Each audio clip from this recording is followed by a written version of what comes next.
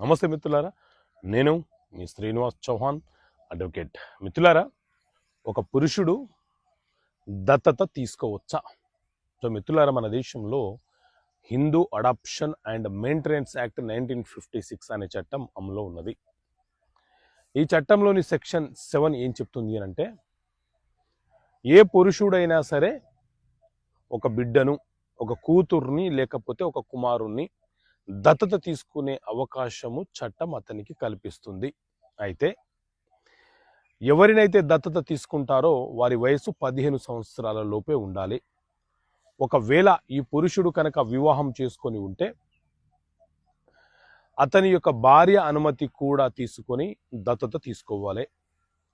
ఒకవేళ ఆ వ్యక్తికి కనుక ఒకరికంటే ఎక్కువ భార్యలు అంటే 2 భార్యలు ఉంటే ఆ 2 భార్యల అనుమతి తీసుకొని దత్తత తీసుకోవాలి.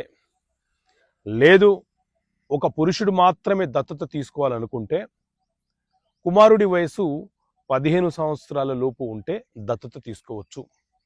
అదే ఒక కుమార్తెని దత్తత తీసుకోవాలనుకుంటే ఆ కుమార్తె వయసుకు ఈ యొక్క పురుషుడి యొక్క వయసుకి మధ్య వ్యత్యాసము 21 సంవత్సరాల తేడా ఉండాలి. అలాంటి సందర్భంలో మాత్రమే ఆ దత్తత అడాప్షన్ అనేది చెల్లుబాటు అవుతుంది. అదే ఒక మహిళ దత్తత తీసుకున్నా కూడా ఆ కుమారుడి వయసుకి ఆ మహిళ వయసుకి మధ్య వ్యత్యాసము 21 సంవత్సరాలు ఉండాలని చెప్పి చట్టం చాలా స్పష్టంగా చెప్తుంది.